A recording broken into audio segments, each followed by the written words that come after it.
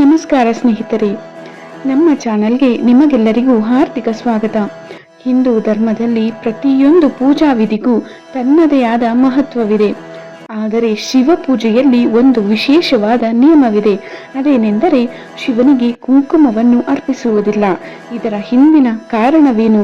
ಶಿವನಿಗೆ ಬೆಲ್ವಪತ್ರೆ, ಭಸ್ಮ ಮತ್ತು ನೀರನ್ನು ಅರ್ಪಿಸುವಾಗ ಕುಂಕುಮವನ್ನು ಏಕೆ ಬಳಸಬಾರದು? ಇದರ ಹಿಂದೆ ಅಡಗಿರುವ ಆಧ್ಯಾತ್ಮಿಕ ಹಾಗೂ ಪೌರಾಣಿಕ ರಹಸ್ಯವೇನು? ಇಂದಿನ ವಿಡಿಯೋದಲ್ಲಿ ಈ ಕುತೂಹಲಕಾರಿ ವಿಷಯದ ಬಗ್ಗೆ ತಿಳಿದುಕೊಳ್ಳೋಣ.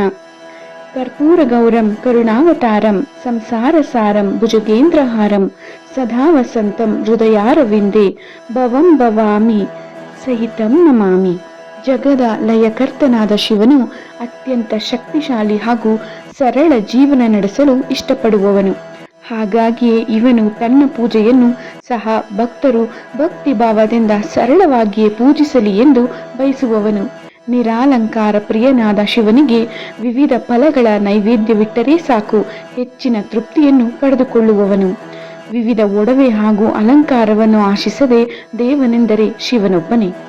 ಈಶ್ವರನಿಗೆ ಧಾತುರದ ಹಣ್ಣು, ಬಿಲ್ವಪತ್ರೆ, ತಾಜಾ ತಣ್ಣನೆಯ ಹಸುವಿನ ಹಾಲು, ಶ್ರೀಗಂಧದ ಲೇಪನ, ಭಸ್ಮಗಳಂತಹ ಸರಳ ವಸ್ತುಗಳನ್ನು ನೀಡುವುದರ ಮೂಲಕ ತೃಪ್ತಿಪಡಿಸಬಹುದು ಎಂದು ಪ್ರಾಚೀನ ಗ್ರಂಥಗಳಲ್ಲೂ ಸಹ ಉಲ್ಲೇಖಿಸಲಾಗಿದೆ.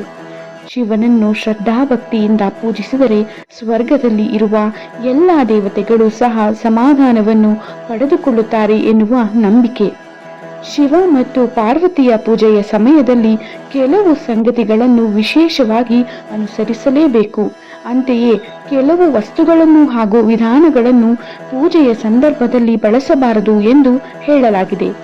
ಶಿವ ಮತ್ತು ಪಾರ್ವತಿಗೆ ಇಷ್ಟವಿರುವ ಸಂಗತಿಗಳಿಂದ ಪೂಜೆಗೈದರೆ ಅದು ಶಿವನ ಕೋಪಕ್ಕೆ ಕಾರಣವಾಗುವುದು. ಅದರಲ್ಲೂ ಶಿವನಿಗೆ ಅರಿಶಿನವನ್ನು ಅರ್ಪಿಸುವುದು ಅಥವಾ ಲೇಪಿಸುವುದರ ಮೂಲಕ ಪೂಜೆಯನ್ನು ಮಾಡಲೇಬಾರದು. ಅದು ಶಿವನಿಗೆ ಇಷ್ಟವಿರದ ವಸ್ತು ಎನ್ನಲಾಗುವುದು. ಧರ್ಮ ಗ್ರಂಥಗಳ ಪ್ರಕಾರ ಶಿವಲಿಂಗ ಎಂಬುದು ಪುರುಷನನ್ನು ಪ್ರತಿನಿಧಿಸುವುದು. ವಿಶೇಷವಾಗಿ ಶಿವನು ಅಗಾಧ ಶಕ್ತಿಯನ್ನು ಹೊಂದಿರುವ ದೇವ. ಅವನು ಸದಾ ಬೆಂಕಿಯಂತೆ ಇರುವನು. ಅವನಿಗೆ ತಂಪಾಗಿರಿಸುವಂತಹ ಶ್ರೀಗಂಧ, ಹಾಲು, ಭಸ್ಮ, ಪತ್ರೆಗಳಂತಹ ತಂಪಾದ ವಸ್ತುಗಳನ್ನು ನೀಡಬೇಕು. ಅರಿಶಿನವನ್ನು ಶಿವನಿಗೆ ನೀಡಲೇಬಾರದು ಮತ್ತು ಕುಂಕುಮವನ್ನೂ ಸಹ. ಅದು ಅವನ ತಾಪವನ್ನು ತಣ್ಣಗಾಗಿಸದು. ಲೌಕಿಕ ಸುಖಗಳಿಂದ ದೂರ ಇರುವ ಬ್ರಹ್ಮಚಾರಿಯ ರೀತಿಯಲ್ಲಿಯೇ ಬದುಕಿದ್ದ ಶಿವನಿಗೆ ಅರಿಶಿನವನ್ನು ಮತ್ತು ಕುಂಕುಮವನ್ನು ಎಂದಿಗೂ ಅರ್ಪಿಸಲೇಬಾರದು. ಅಲ್ಲದೆ ಸ್ತ್ರೀಲಿಂಗದ ಸೌಂದರ್ಯ ಪ್ರಚೋದಕವೇ ವಸ್ತು.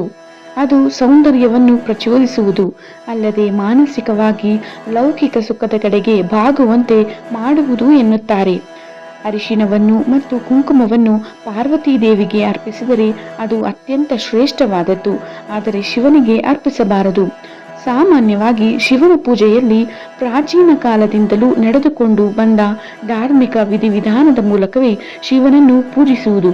ವಿಶೇಷ ಮಂತ್ರಗಳು ಹಾಗೂ ಧಾರ್ಮಿಕ ಸಂಸ್ಕಾರಗಳು ಶಿವನಿಗೆ ಅತ್ಯಂತ ಪ್ರಿಯವಾದ ಸಂಗತಿಗಳು.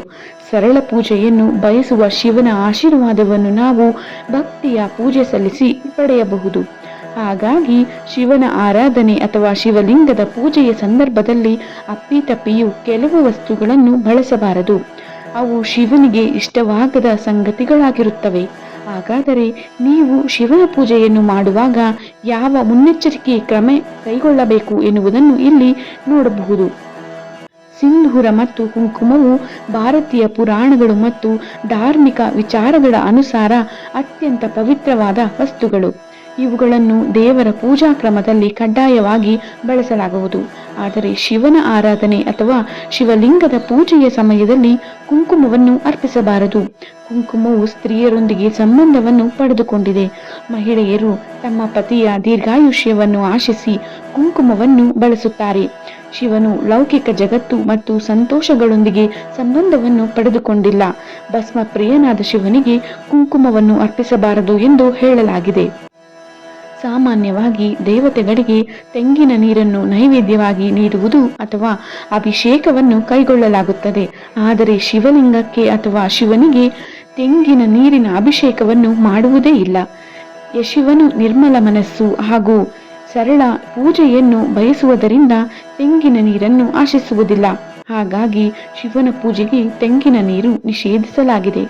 ಪುರಾಣ ಕಥೆಯ ಪ್ರಕಾರ ಮತ್ತು ಶಿವ ಪುರಾಣದಲ್ಲಿ ಉಲ್ಲೇಖಿಸಲಾದ ವಿಷಯಗಳ ಪ್ರಕಾರ ಶಿವನು ಜಲಂಧರ ಎಂಬ ರಾಕ್ಷಸನನ್ನು ಸುಟ್ಟು ಹಾಕಿದನು.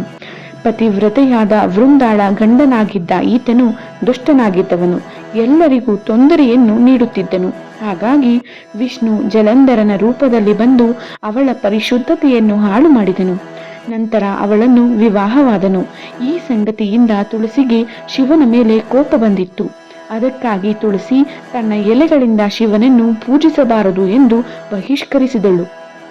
ಈ ಹಿನ್ನೆಲೆಯಲ್ಲಿಯೇ ವಿಷ್ಣುವಿನ ಪತ್ನಿಯಾದ ತುಳಸಿಯನ್ನು ಶಿವನ ಪೂಜೆಗೂ ಬಳಸುವುದಿಲ್ಲ. ಪುರಾಣ ಕಥೆಯ ಪ್ರಕಾರ ಒಮ್ಮೆ ವಿಷ್ಣು ಮತ್ತು ಬ್ರಹ್ಮನ ನಡುವೆ ಯಾರು ಶ್ರೇಷ್ಠರು ಎನ್ನುವ ವಿಚಾರದ ಅಡಿಯಲ್ಲಿ ವಾಗ್ವಾದ ನಡೆಯುತ್ತಿತ್ತು. ನಂತರ ಯಾರು ಹೆಚ್ಚು ಶಕ್ತಿಶಾಲಿ ಎನ್ನುವುದನ್ನು ಕಂಡುಹಿಡಿಯಲು ಮುಂದಾದರು. ಆಗ ಶಿವನು ಜ್ಯೋತಿರ್ಲಿಂಗದ ರೂಪದಲ್ಲಿ ಕಾಣಿಸಿಕೊಂಡನು. ಇಬ್ಬರು ಪರಸ್ಪರ ಆಯುಧಗಳನ್ನು ಹಿಡಿದು ಯಾರು ಶ್ರೇಷ್ಠರು ಎನ್ನುವುದನ್ನು ಸಾಬೀತುಪಡಿಸಲು ಮುಂದಾದರು. ಆಗ ಶಿವನು ಜಗತ್ತಿನ ಮೂಲ ಮತ್ತು ಅಂತ್ಯವನ್ನು ಕಂಡುಹಿಡಿಯಲು ಶಿವನು ಆದೇಶಿಸಿದನು. ಆಗ ವಿಷ್ಣುದೇವನು ತನ್ನ ಸೋಲನ್ನು ಒಪ್ಪಿಕೊಂಡನು. ಆದರೆ ಬ್ರಹ್ಮನು ತಾನು ಉತ್ತರವನ್ನು ಕಂಡುಹಿಡಿದಿರುವುದಾಗಿ ಸುಳ್ಳು ಹೇಳಿದನು. ಬ್ರಹ್ಮ ಸುಳ್ಳು ಹೇಳುವಾಗ ಅದಕ್ಕೆ ಕೇತಕಿಯ ಹೂವು ಬೆಂಬಲಿಸಿತ್ತು. ಆಗ ಶಿವನು ಬ್ರಹ್ಮನ ಒಂದು ತಲೆಯನ್ನು ಕತ್ತರಿಸಿದನು. ಜೊತೆಗೆ ತನ್ನ ಪೂಜೆ ಮಾಡುವಾಗ ಎಂದಿಗೂ ಕೇತಕಿಯ ಹೂವನ್ನು ಬಳಸಬಾರದು ಎಂದು ಸಹ ಶಪಿಸಿದನು. ಅಂದಿನಿಂದ ಕೇತಕಿಯ ಹೂವನ್ನು ಶಿವಲಿಂಗದ ಪೂಜೆಗೆ ಬಳಸುವುದಿಲ್ಲ. ಶಿವ, ಶಂಕರ, ಈಶ್ವರ, ಪರಮೇಶ್ವರ ಹೀಗೆ ವಿವಿಧ ನಾಮಗಳಿಂದ ಕರೆಯಲಾಗುವ ಶಿವನು ಅತ್ಯಂತ ಸರಳ ಹಾಗೂ ಭಕ್ತಿಯನ್ನು ಮೆಚ್ಚುವ ದೇವನು. ಅಪಾರ ಶಕ್ತಿಯನ್ನು ಹೊಂದಿರುವ ಶಿವದೇವನು ತನ್ನ ಭಕ್ತರ ಆಶ್ರಯವನ್ನು ಬಹುಬೇಗ ಈಡೇರಿಸುವನು. ಹಾಗಾಗಿ ಶಿವನ ಕೋಪಕ್ಕೆ ಕಾರಣವಾಗುವ ವಸ್ತುಗಳನ್ನು ಶಿವಲಿಂಗ ಅಥವಾ ಶಿವನ ಪೂಜೆಗೆ ಬಳಸದೆ ಅವನಿಗೆ ಪ್ರಿಯವಾದ ವಸ್ತುಗಳನ್ನು ನಿರ್ಮಲ ಮನಸ್ಸಿನಿಂದ ಅರ್ಪಿಸಬೇಕು.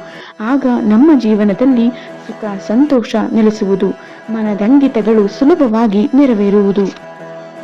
ಸ್ನೇಹಿತರೆ, ಶಿವನು ವೈರಾಗ್ಯದ ಸಂಕೇತವಾಗಿರುವುದರಿಂದ ಭಸ್ಮ, ಬಿಲ್ವಪತ್ರೆ ಮತ್ತು ಜಲಾಭಿಷೇಕವನ್ನು ಹೆಚ್ಚು ಪ್ರೀತಿಸುತ್ತಾನೆ ಎಂದು ಶಾಸ್ತ್ರಗಳಲ್ಲೂ ಉಲ್ಲೇಖಿಸಲಾಗಿದೆ. ಅದಕ್ಕಾಗಿಯೇ ಸಾಮಾನ್ಯವಾಗಿ ಶಿವಲಿಂಗಕ್ಕೆ ಕುಂಕುಮವನ್ನು, ಅರಿಶಿನವನ್ನು ಅರ್ಪಿಸುವ ಪದ್ಧತಿ ಇಲ್ಲ. ಆದರೆ ಶಿವನೊಂದಿಗೆ ಇರುವ ಪಾರ್ವತೀ ದೇವಿಗೆ ಕುಂಕುಮವನ್ನು ಅರ್ಪಿಸುವುದು ಅತ್ಯಂತ ಶುಭಕರವೆಂದು ಪರಿಗಣಿಸಲಾಗಿದೆ. ಈ ಮಾಹಿತಿಯು ನಿಮಗೆ ಇಷ್ಟವಾಗಿದ್ದಲ್ಲಿ ವಿಡಿಯೋಗೆ ಒಂದು ಲೈಕ್ ಮಾಡಿ, ನಿಮ್ಮ ಸ್ನೇಹಿತರೊಂದಿಗೆ ಹಂಚಿಕೊಳ್ಳಿ ಹಾಗೂ ನಮ್ಮ ಚಾನೆಲ್ ಅನ್ನು ಸಬ್ಸ್ಕ್ರೈಬ್ ಮಾಡಿ. ನಿಮ್ಮ ಅಭಿಪ್ರಾಯವನ್ನು ಕಮೆಂಟ್ ಬಾಕ್ಸ್ನಲ್ಲಿ ತಿಳಿಸಿ. ಓಂ ನಮಃ ಶಿವಾಯ. ಹರ ಹರ ಮಹಾದೇವ. ಸರ್ವಂ ಶಿವಾರ್ಪಣಮಸ್ತು. ಧನ್ಯವಾದಗಳು.